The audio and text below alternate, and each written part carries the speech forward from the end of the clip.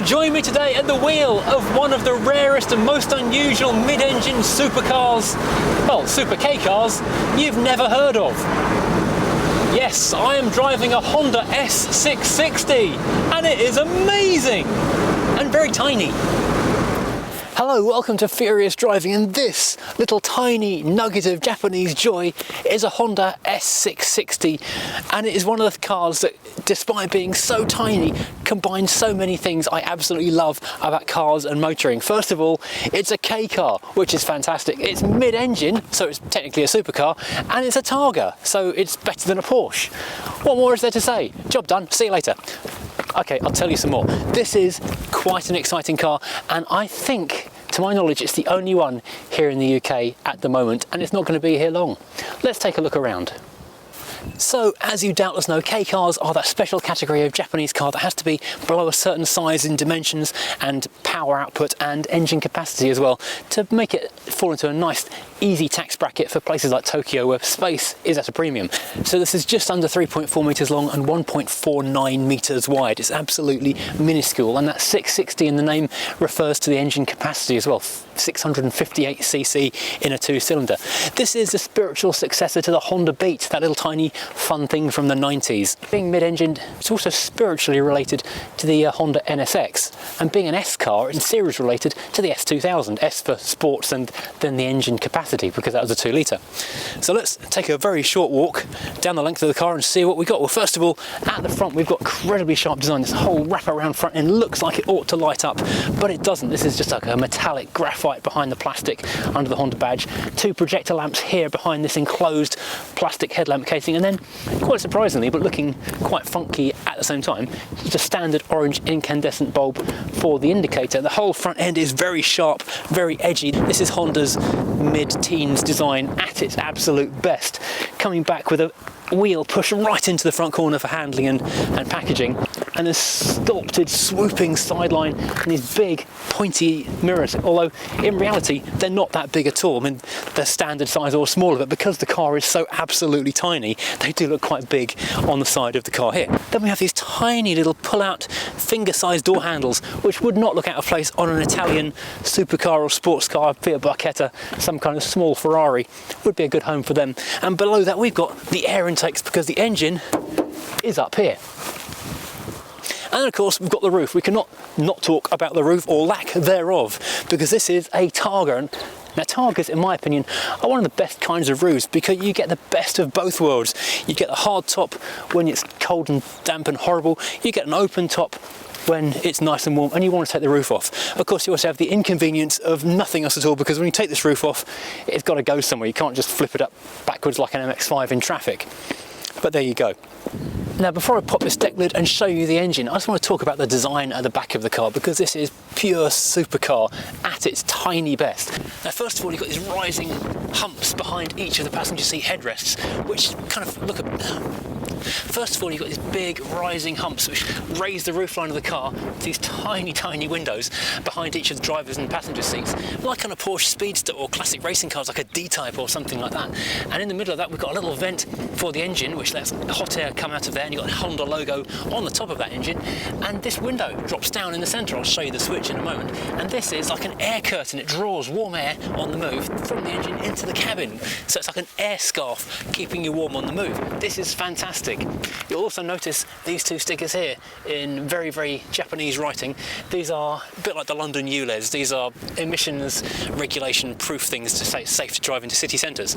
Then moving back, we have this, well, it's not a single piece, it's 3 pieces, but it's a complete wraparound clear rear light cluster with these interesting individual hexagons all staggered at different depths in the centre of the light cluster, wrapping to the brake light. This looks like, again, this entire area should light up, and do you know what, I think it actually might do this time, because there are bulbs in there wrapping around here into this big deep rear air dam and a single exhaust like on a Porsche Boxster. It does seem to be a fair bit of Porsche DNA in this car.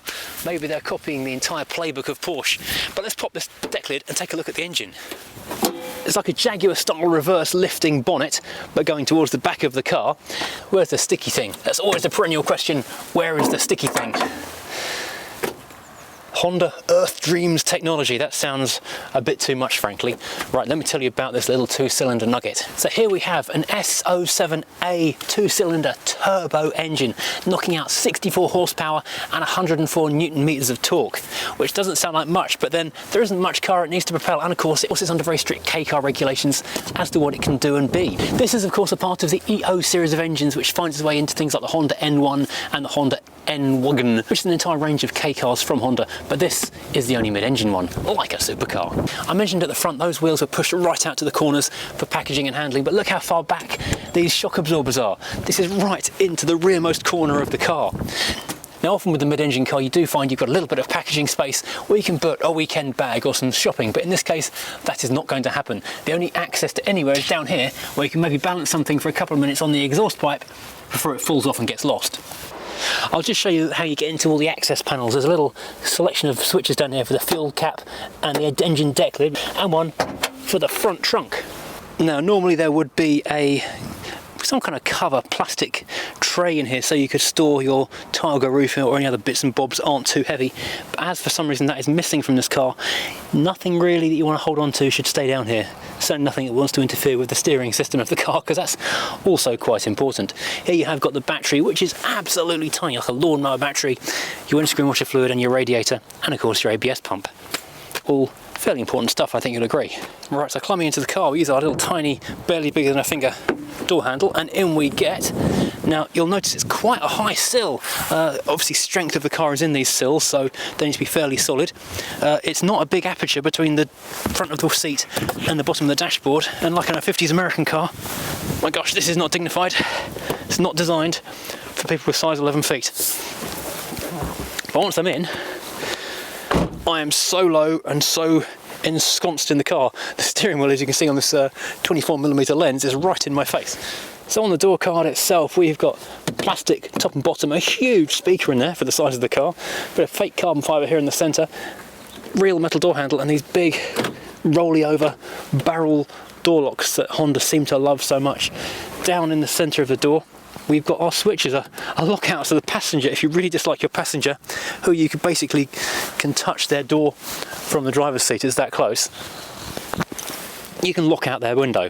These are the two front windows, and this rear switch here is for that little air curtain window which I just mentioned back here, which I just noticed has also got a little hook on it so you can hang your hat on there, or a curry if you want to go that way.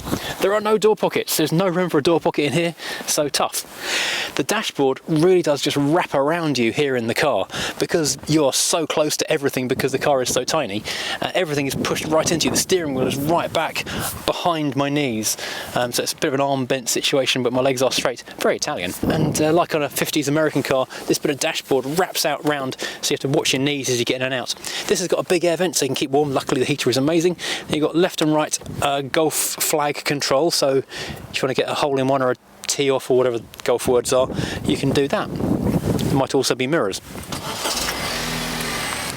Starting the car up, you'll see there are two matching buttons left and right of the instrument binnacle.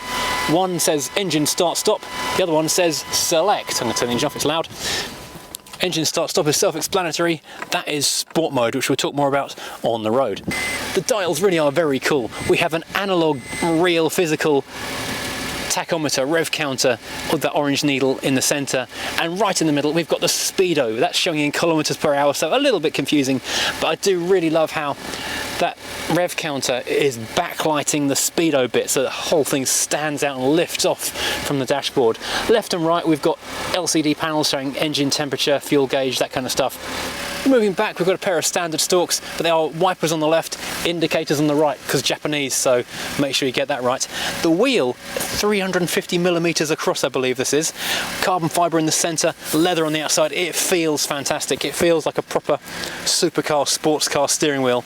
We've got radio controls on the left, other menu stuff on the right. Horn test. Oh, baby puppy. And moving to the left of all of that, we have got to turn this engine off. It is quite loud being so close behind you. A single vent in the centre, in this waterfall of design going into the centre of the car, which swoops down all this brushed metal in the centre, big hazard light switches, ventilation, radio control. The radio is, again, Japanese spec, so it only goes up to about 88, so you're stuck with radio 4 and radio 2, I think, and nothing else, because that's where the Japanese bandwidth ends. Interesting, there's a button marked mid on here. Push this, and underneath the dashboard, you can't actually see it, but there's a little slot, a groove, that runs the entire width of the dashboard, and it blows warm air over your knees. So if you've got the roof down and the windows down in the winter, it keeps you lovely and toasty warm. Very nice. This little chrome strip looks like it should do something, but it actually doesn't. Underneath here we've got power outlets, fag lighter style 12 volt, we've got USB, and we've got audio input all tucked away down there, and a space just big enough for a phone, which interestingly has perforations on this side for no particular reason. Now, on with the driving type stuff. There are two gearbox choices in this car, 6-speed manual or a 7-speed CVT automatic. Thankfully, this has got the manual, a real gearbox, because basically it's a mid-engine supercar. You want to be driving this thing, don't you? And also because it's a driving fun car, we've got metal pedals with little rubber nubbins on them, so all very cool indeed. And we can even turn traction control off with this hidden button underneath here. We won't do that today, it's not my car. We have a little trough just here, just big enough to hide the key in. Another little cubby just here, rear tea shelf in front of the one cup holder here in the centre between the seats. So not a lot of cup storage. Now to talk about the main tea shelf area, it is an extensive tea shelf, however, it is sloping, so you need to try and find a car park with a tilt of around 15 degrees so that your dashboard is actually flat and your cups of tea won't fall over. So parking on a cliff top, I guess, is the ideal solution, but make sure you park it in reverse with the handbrake on. Over to the left, we have got more brushed metal around the other of the 3 air vents, not including the mid-range one. No door pockets on the left-hand side, no cup holders on the left-hand side, but we do have a little slot down there where the flare would have been, because all Japanese market cars have to carry their flare for safety, as I've mentioned previously. Right, it's blooming freezing. Let's get this thing on the road. Right. So you wheedle your way into the cockpit, slam the door, you're so down low in this thing. Foot on the brake to start it, start button, and away we go. Gearbox is an absolute delight. Got the mid button pushed because I think it's about 3 degrees outside right now, really, really super cold. You can really hear the engine buzzing behind you.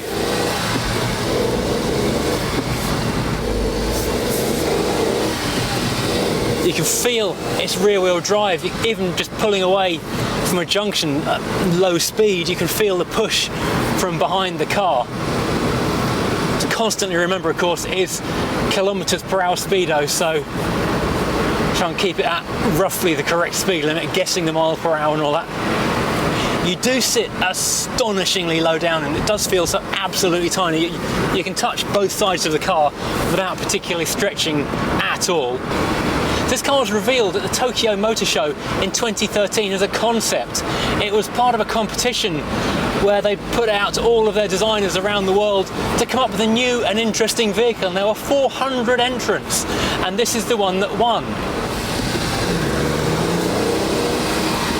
It was designed, or the project came from a guy called Ryo Mukamoto, who at the time was 22 years old, became the youngest lead designer in Honda's history. It really wakens up.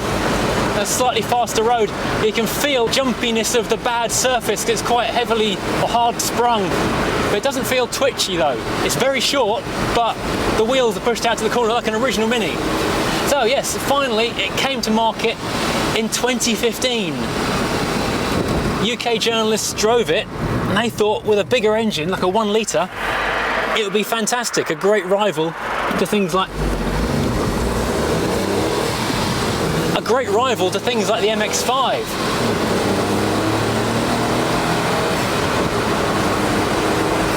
Oh, every time you lift off after a fast change, you hear a dump valve hissing behind you. So I put the rear window up because it's a little bit noisy. But it never got the go-ahead to be built in other countries, so it became a Japan-only vehicle.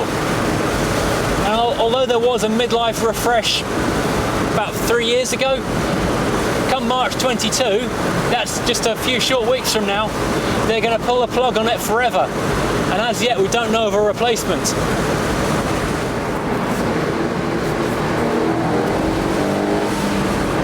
The manual gearbox is an absolute joy of a thing to drive. It doesn't take you very fast, but it feels like you're doing a lot, and it makes the whole thing so much fun, like driving a proper little entertaining go-kart.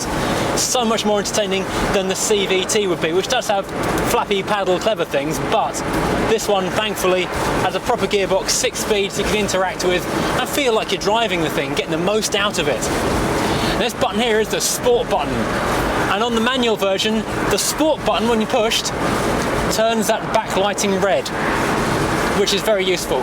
I think on the auto it tightens up the changes or something, or makes them more responsive, but here you just get... Oh, and the turbo boost gauge comes on as well, I'd forgotten that. Not a great deal of difference. I'll turn sport off as we're behind a lorry.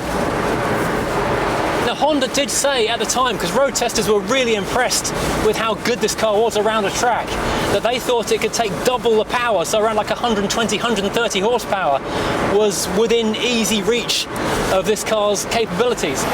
But that never happened, which is a shame, because it would be a great little, well, proper full-size sports car in a tiny package.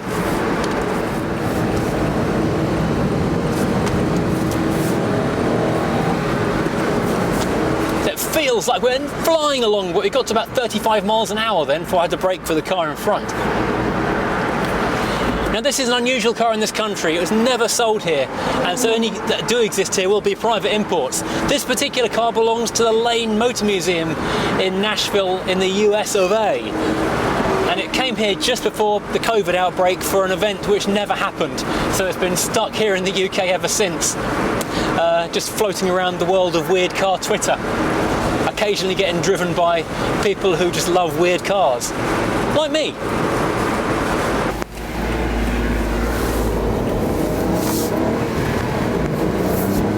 Now, visibility wise, you've got a bit of a letterbox of a windscreen looking out towards you, and you're looking through a bit of a slot at the side as well. The mirrors are very wide and very low, so everything's like looking at stuff in widescreen view. Looking in the rear view mirror, you just have that little slot here in that centre window, and well, these little windows above the headrests are virtually, well, not a lot of use at all, to be perfectly honest.